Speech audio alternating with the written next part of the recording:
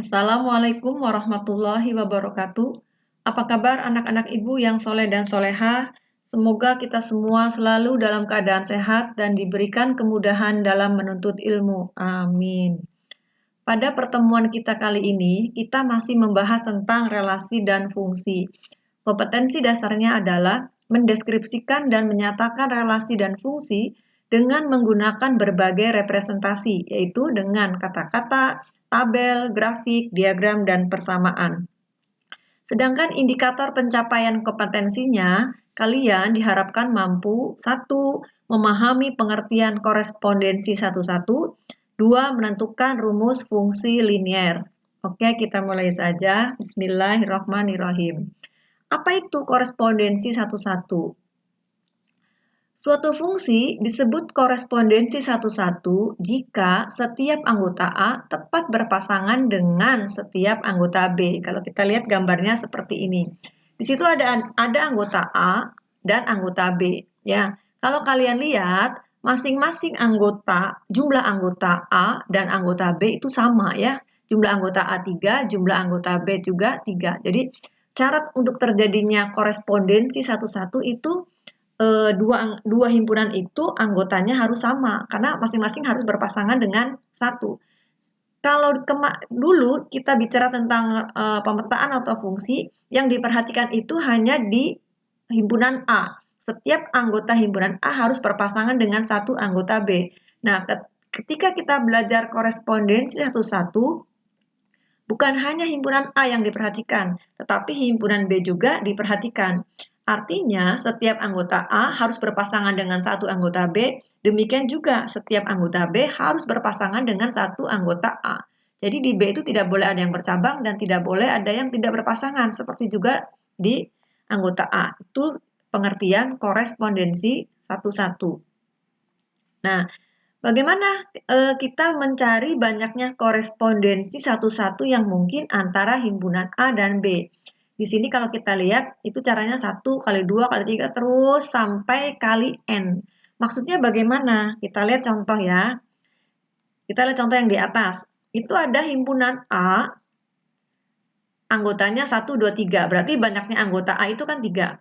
Dan himpunan B, anggotanya itu A, B, C. Juga 3. Ya, banyaknya korespondensi satu-satu yang mungkin untuk himpunan A dan B adalah 1 kali 2 kali 3. 1 kali 2 kali 3 yaitu 6. Kenapa bisa begini? Ini 3 ini dari mana? 3 ini dari banyaknya anggota A yaitu 3 dan banyaknya anggota B. Ya, syaratnya itu anggota A harus banyaknya sama dengan anggota B. Jadi kalau syaratnya ini tidak terpenuhi tidak bisa terjadi korespondensi satu-satu. Jadi syaratnya itu banyaknya anggota himpunan A sama dengan banyaknya anggota himpunan B. Jadi misalkan banyaknya anggota A-nya 5, 1, 2, 3, 4, 5. Kemudian di sininya A, B, C, D, E. Berarti banyaknya korespondensi satu-satu yang mungkin dari himpunan A ke himpunan B itu adalah 1 kali 2 kali 3 kali 4 kali 5. Kalau anggotanya ada 5. Ini kita cari ada berapa gitu ya. Nah, sekarang di sini contohnya himpunan A itu ada 3, himpunan B ada 3. Berarti ada berapa? Ada 6. Apa saja 6 itu? Kita lihat di sini. Himpunan A tadi 1, 2, 3, himpunan B, A, B, C. Nah, berarti korespondensi satu-satu yang mungkin untuk himpunan A dan himpunan B adalah, lihat yang pertama. Ini contoh, bukan contoh ya. Kemungkinan yang pertama, 1 dipasangkan ke A, 2 dipasangkan ke B, 3 dipasangkan ke C. Ini kemungkinan yang kedua. Lihat, tadi satunya ke A, sekarang bisa 1 ke B. Kemudian 2 ke C, 3 ke A. Ini yang ketiga. Jadi setiap ini tidak ada yang sama ya. Ini yang ketiga. Kemudian ini yang keempat, tidak sama ya dengan yang di atas. Yang kelima, dan ini yang keenam.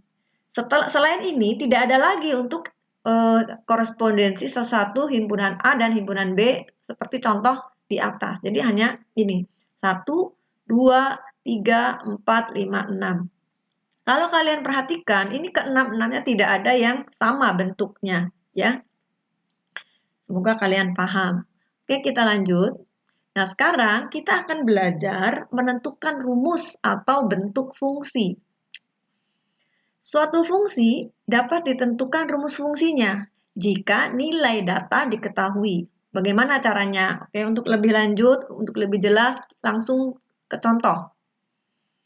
Fungsi H pada himpunan bilangan real ditentukan oleh rumus HX sama dengan AX tambah B. Dengan A dan B bilangan bulat. Jika H-2 sama dengan min 4 dan H1 sama dengan 5, tentukan nilai A dan B.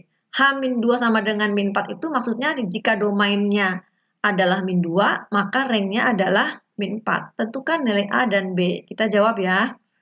Soalnya itu apa tadi? Soalnya adalah HX sama dengan AX ditambah B. H-2. Artinya X diganti dengan min 2. Ya, X diganti dengan min 2 ini. H-2 tadi sama dengan berapa? H-2 tadi sama dengan 4 ya. Berarti min 2A, karena X-nya diganti dengan min 2. Ditambah B sama dengan min 4. Yang kedua, H1 sama dengan berapa? 5. H1 berarti X diganti dengan 1. 1 dikali A ya. Ditambah B sama dengan 5. Nah, ini kita kurang. Min 2A dikurangi A. Berapa? Min 3A. B dikurangi B, 0 ya, nggak usah ditulis. Min 4 dikurangi 5, berarti min 9. Sehingga A-nya adalah min 9 dibagi min 3. A-nya berapa? Min 9 dibagi min 3 adalah positif 3. Kemudian ini sudah dapat A. B-nya mana? Nah, B bisa dicari dari mensubstitusikan atau memasukkan angka A sama dengan 3 ini ke salah satu persamaan. Boleh yang pertama, boleh yang kedua. Ibu ambil yang kedua. Kita sepertinya yang kedua lebih mudah ya. A ditambah B itu sama dengan A ditambah B sama dengan 5 ya. A tambah B sama dengan 5. A-nya 3, berarti 3 ditambah B sama dengan 5. Maka B-nya adalah 5. A pindahkan ke kanan, berarti 3 pindahkan ke kanan, berarti min 3. Maka B sama dengan 2. Jadi nilai A sama dengan 3, B-nya sama dengan 2. Kemudian yang kedua atau B yang ditanya adalah rumus fungsi. Rumus fungsi yang ditanya. Tadi rumus pertamanya adalah HX ya. HX sama dengan AX ditambah B. X. Nah, A-nya kan sudah dapat. A-nya berapa? 3. Berarti diganti A-nya dengan 3. 3X. B-nya dapat berapa? 2. Berarti 3X ditambah 2. Seperti itu ya, mengerjakan soal yang seperti ini. Mudah-mudahan kalian paham. Kita lanjut contoh berikutnya. Suatu fungsi ditentukan dengan rumus fx sama dengan ax tambah b. Jika f2 sama dengan 10 dan f4 sama dengan min 8, tentukan nilai a dan b. Ini sama dengan yang tadi ya caranya. Sama dengan yang tadi persis. Kita lihat, tadi fx sama dengan ax, ibu tulis saja ya di sini. Fx sama dengan ax ditambah b. Kemudian yang pertama, F2 itu sama dengan berapa? 10. Kita masukkan, berarti X-nya diganti dengan 2, berarti kan 2A. A dikali 2, jadi 2A. Ditambah B sama dengan 10. Kemudian yang kedua, F berapa? F min 4 sama dengan min 8.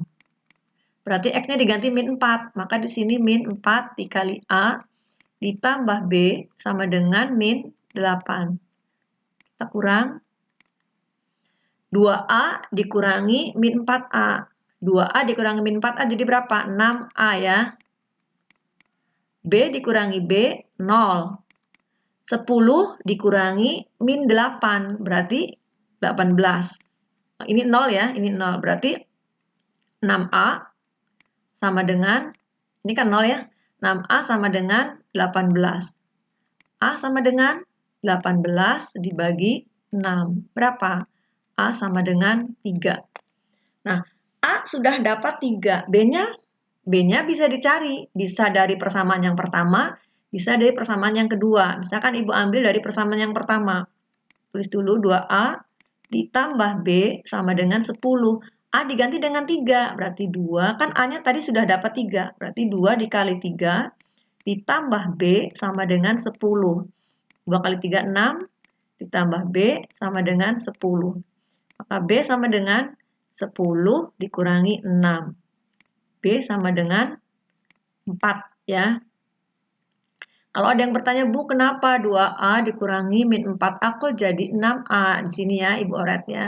Berarti 2A ini dikurangi ini min 4A.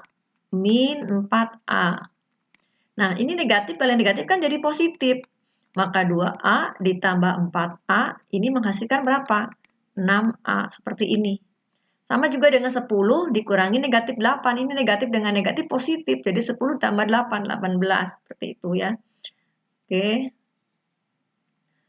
Kemudian yang ditanya adalah bentuk fungsinya. Bentuk fungsinya tadi fx sama dengan ax ditambah b.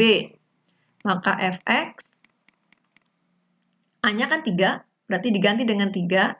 X ditambah B-nya adalah 4, berarti 3X ditambah 4. Oke, ini jawaban B, ini jawaban A. Sekarang C. C, bayangan dari min 3. Bayangan dari min 3 itu artinya F min 3. X-nya diganti dengan min 3. Maka di sini diganti dengan X ini diganti dengan min 3. Maka 3 dikali min 3 ditambah 4.